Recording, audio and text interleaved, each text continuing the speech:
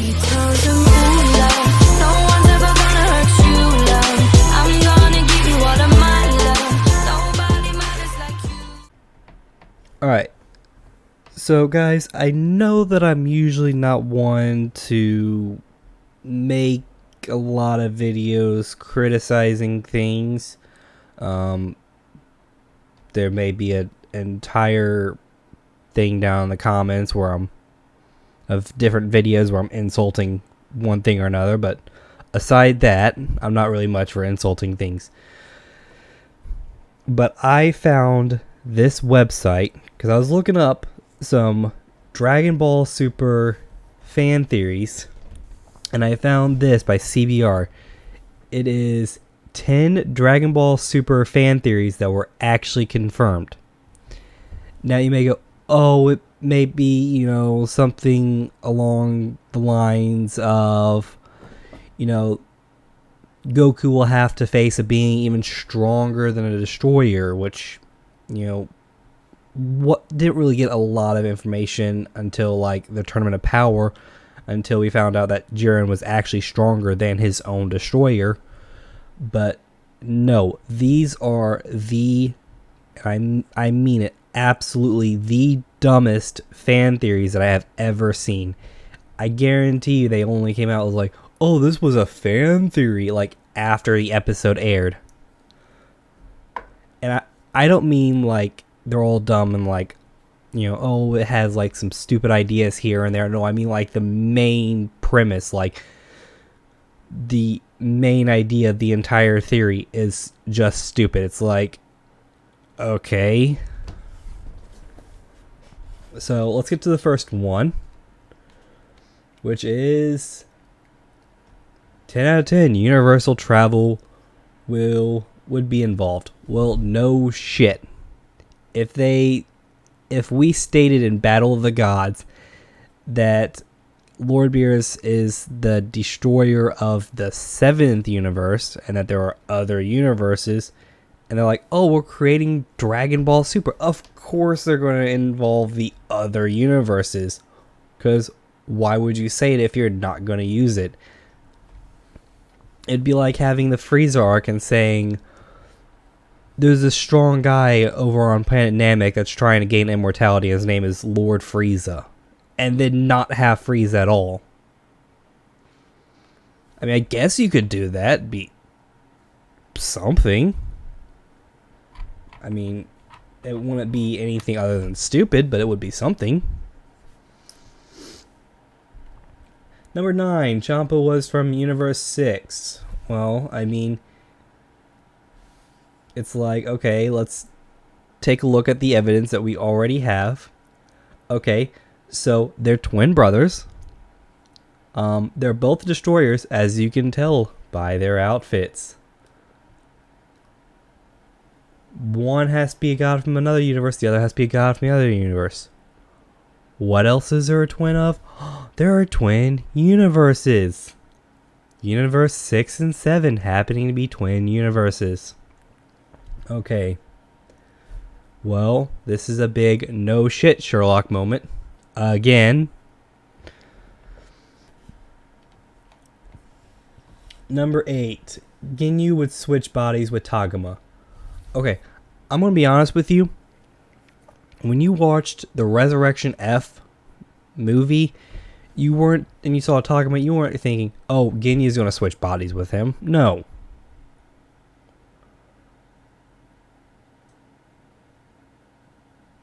I mean, when Dragon Ball Super came out, I completely forgot that Ginyu was still alive. I thought Ginyu died. I was like, but I forgot that, he switched bodies with a frog. And that frog went to Earth for some reason. I guess because it's still a person. Just in a frog's body. But nobody was thinking, oh, Tagoma. Oh, yeah, Captain Ginyu's going to steal his body. No.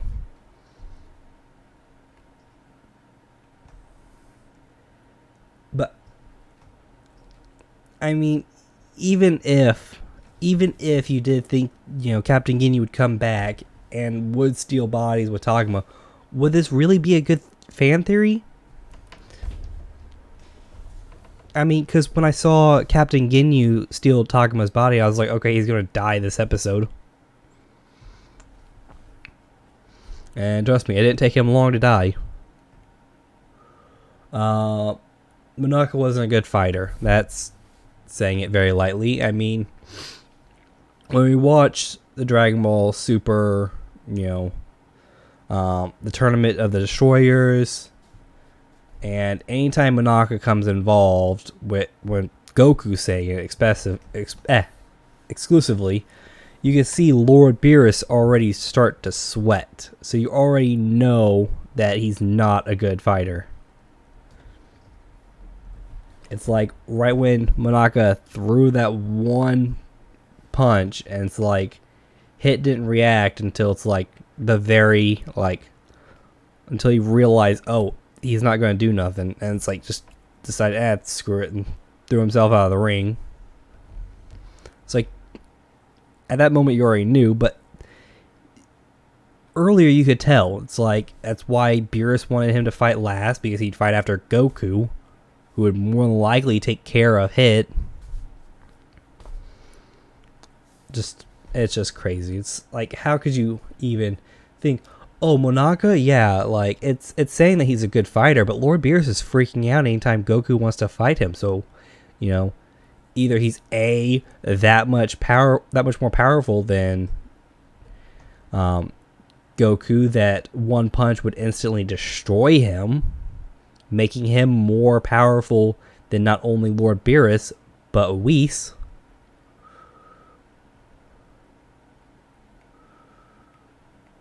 Or he's just a shitty fighter and it'll crush Goku's dreams of so bad that he probably won't get any stronger. As a being that rules the 12 universes, well, I mean, yeah.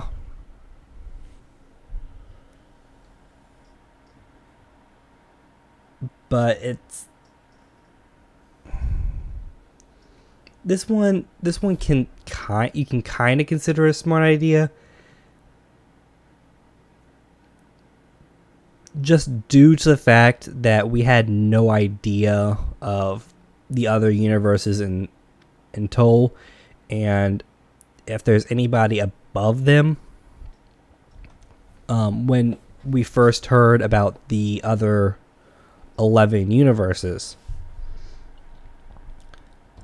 So, I mean, you could consider this as a, makes sense kind of thing. But, I mean, saying that people were thinking about a being that rules the 12 universes before the Omni King appeared is kind of stretching it.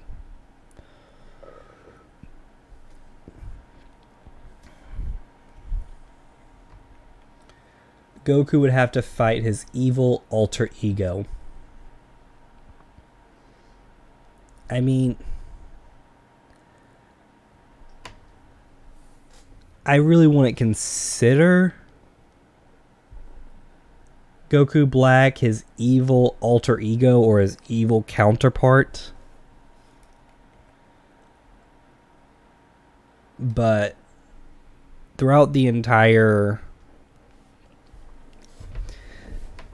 series, he usually faces off against somebody in a similar stance as him. Extremely powerful, extremely gifted in the arts of martial arts. Just a evil version of him, basically.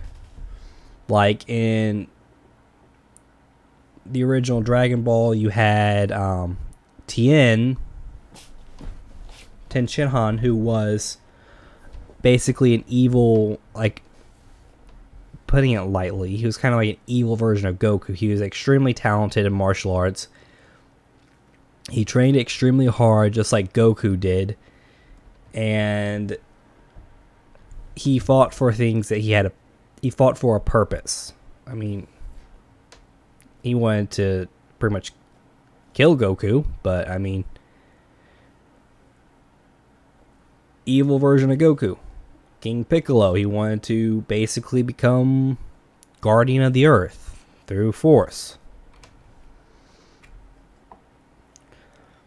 And I mean, he was pretty much, I mean, it's just that entire thing. I mean, if you basically split hairs enough, it's going to be like, oh, Goku versus evil Goku.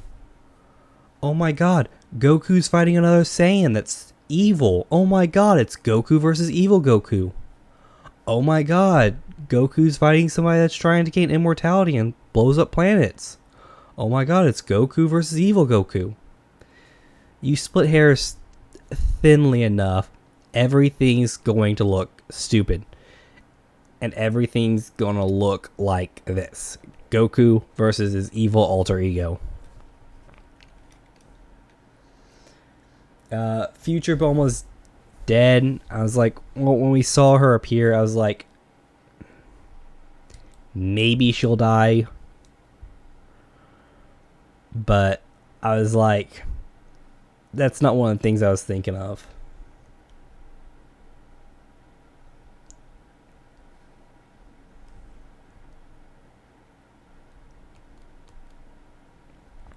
But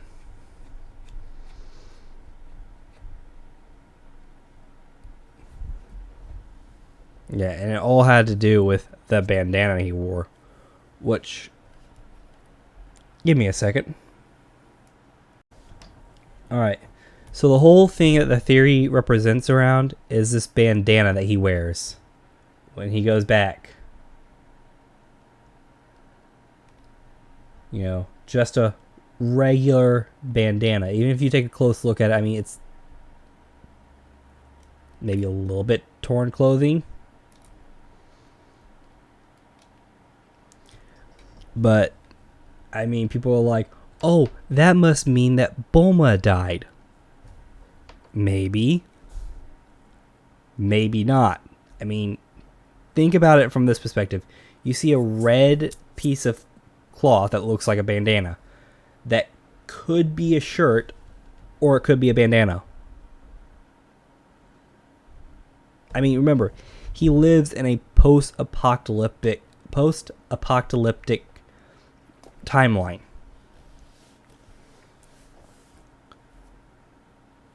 So,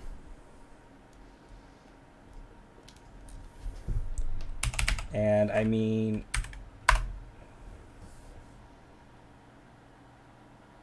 even the shirt's a different color. The only thing that's a similar color is the hat.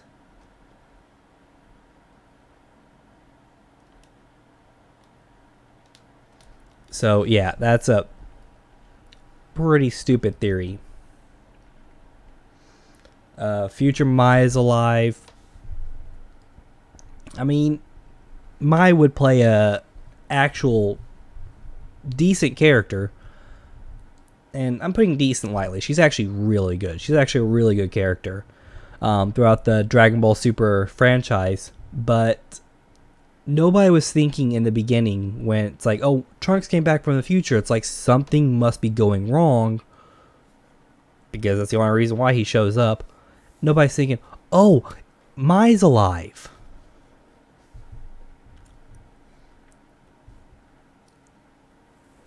And when she gets, attacked by Goku Black Goku Black or Zamasu, depending on how you want to look at it. I mean, she does come out alive, but you're still wondering, is she alive or is she dead? Now, I'm not saying that, like, oh, she's a weak character. I'm just saying that's how much that's how strong Goku Black is, and even Zamasu, just regular Zamasu. Because remember, she's just human. She uses a gun as her main weapon. And if, Super Saiyan 2 Trunks can't deal with the situation, then what makes you think that Mai would be able to? So, yeah.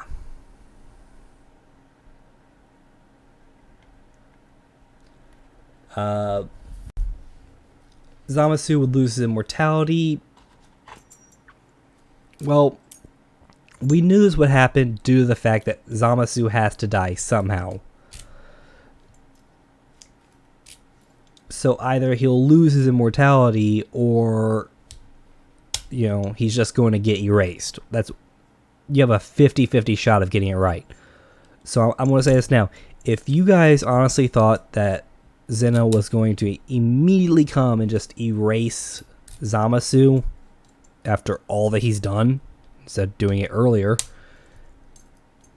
then I'm sorry, you were wrong. Okay, he loses immortality, and then he gets erased. Yeah. So, either way, you were both right and wrong, no matter which side you picked.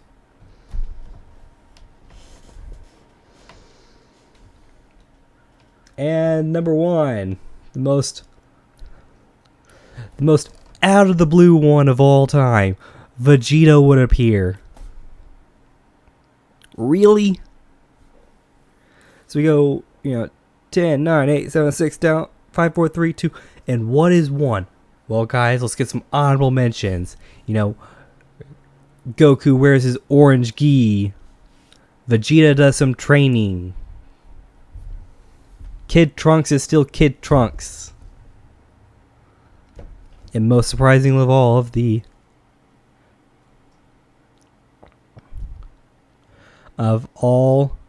of them, number 1, Vegeta would appear. Jesus Christ, this is stupid. I'm just thinking, they're over here just typing up all these stupid theories like la da da da da. It's like, what would be number 1? I don't know, man.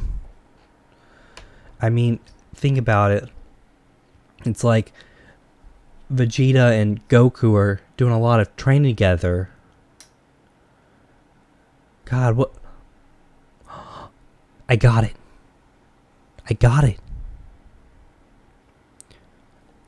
Goku and Vegeta would fuse into Vegito. Holy shit, how'd you think of it? I'm a motherfucking genius. Like, I'm gonna say this now.